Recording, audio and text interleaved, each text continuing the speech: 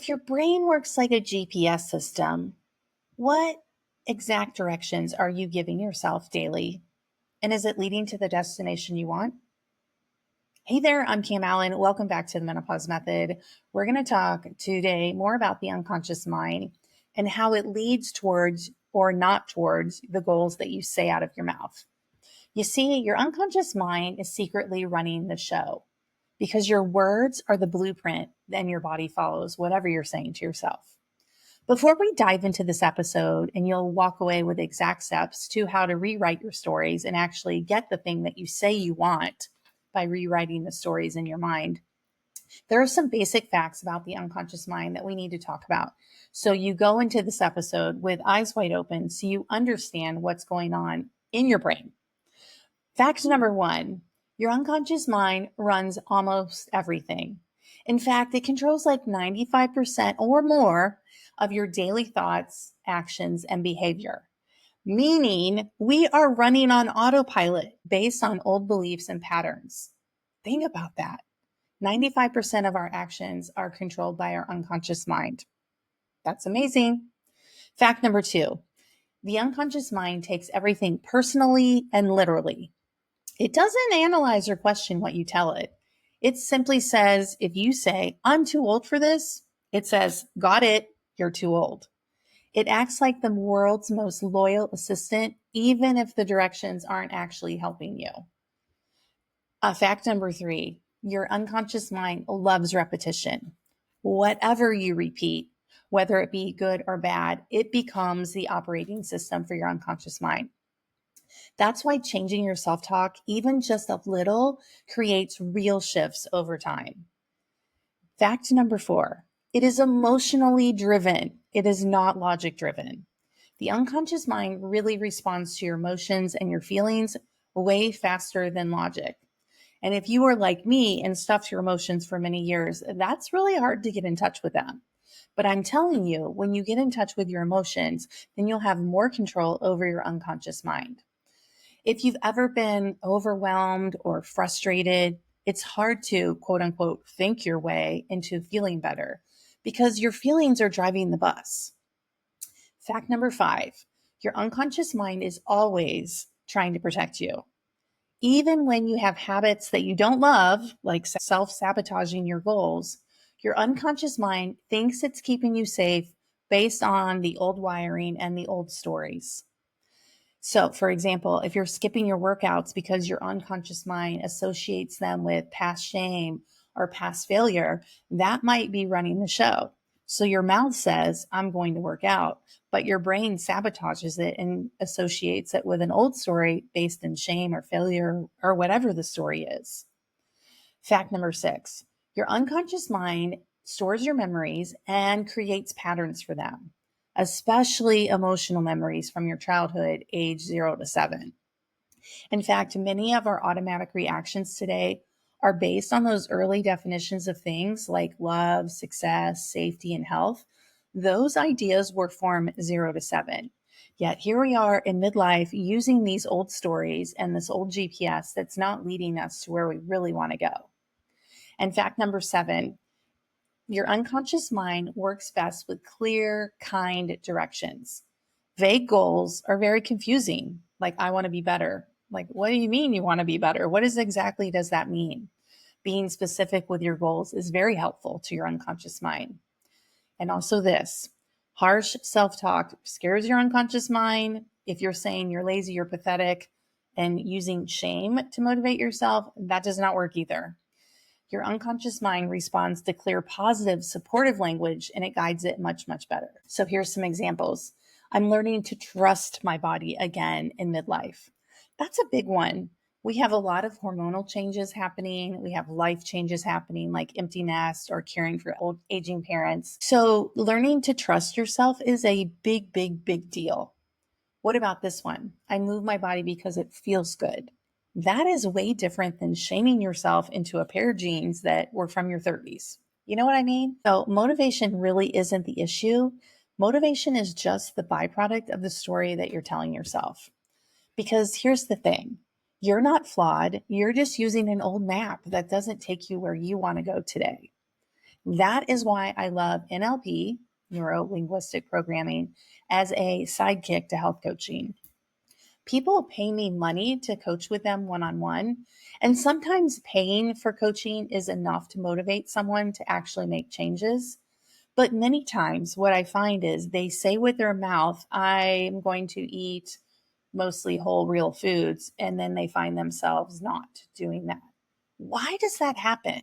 They say one thing, but then their actions are the opposite of what they say with their mouth. That is why NLP is the perfect tool, sidekick, if you will, to health and fitness coaching. So you can actually reach your goals and understand that your unconscious mind is running an old program, an old map, if you will, and the old stories are keeping you stuck and away from the goals that you say coming out of your mouth.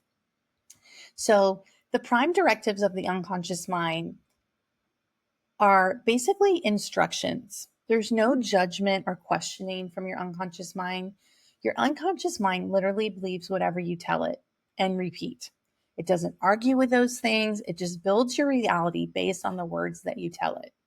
So you can see how powerful that is when you realize what are your old limiting, I'm going to call them decisions rather than beliefs. What is running the show? And are you willing and able and open to change that into something more positive? See, I was talking about this weekend. We were away on the weekend. Your brain literally came up with the negative thing that's keeping you stuck. So why couldn't your brain come up with something positive that would actually help you reach the goal that you're working for? So let me give you some specific examples. Midlife stories that keep self-sabotage in your life. Like, it's too late for me, or I always mess this up. I'm not meant to be successful or skinny or strong. And then what about this one? Why even bother? Bother. Of course you feel stuck when you're following a story that says you can't change. So here are step-by-step directions on how to shift the story. First of all, you got to spot it. You have to catch the old story in action. It could be a sentence like, I always mess things up, or something you say out loud, even without noticing it. Here's one thing to listen for. When you say, part of me wants this and part of me wants that, that is a big clue. I catch myself saying that often. Awareness is the first step. And I'm not talking about judging yourself. You have to be aware of what your unconscious mind is actually doing and thinking. It's kind of like catching a pop-up ad in your brain, if you will. So step one is awareness. Catch yourself. What are those old beliefs that are bubbling up? See, the other thing about the unconscious mind, it would never bubble it up if you're not ready to shift it. In fact, if it's coming up for you, that is the absolute best time to rewrite the story and actually get the results that you're working towards. So number one is awareness. Step two is question it. So this thought bubbles up and you spot it. The next thing you need to do is pause and gently question it. So ask yourself, these are my two favorites. Is this even true?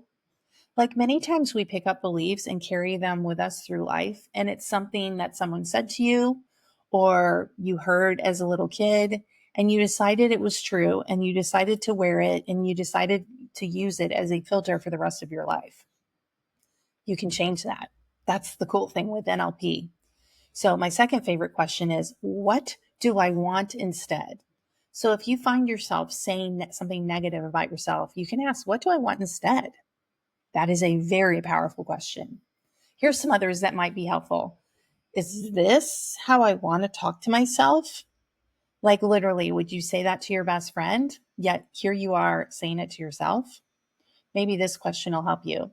Is this creating the version of me I want to become? Very powerful questions.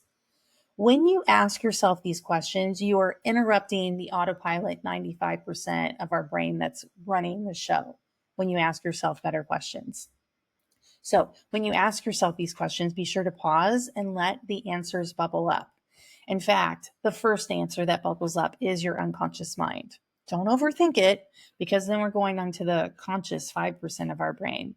We want to tap into the 95% autopilot side. So here we are aware of it. And now we're questioning, what in the world is this even true? And what do I want instead? Step three is to reframe it. The idea of reframing it is like when you reframe a picture, maybe you have an old mat, an old frame, and you decide that you want a new mat and a new frame. You're changing something, but the picture is the same. That is what reframing is. So it is a soft, believable upgrade, something that feels true and possible right now. So, for example, I'm failing at midlife. That is not very positive. So, here's a fake positive, and don't do this. Everything is amazing. Come on. If you're feeling like I'm feeling at midlife, repeating the affirmation, everything is amazing, maybe in the mirror or whatever, that is not, your brain's not going to believe that. Your brain's going to know that you're talking nonsense and you're not going to actually shift that belief. So instead, try a soft reframe. Do this instead. I'm learning how to take better care of myself now. I'm practicing. That is a way different feeling than everything is amazing right now when you know it's not. You don't feel your best. You know you're working towards something.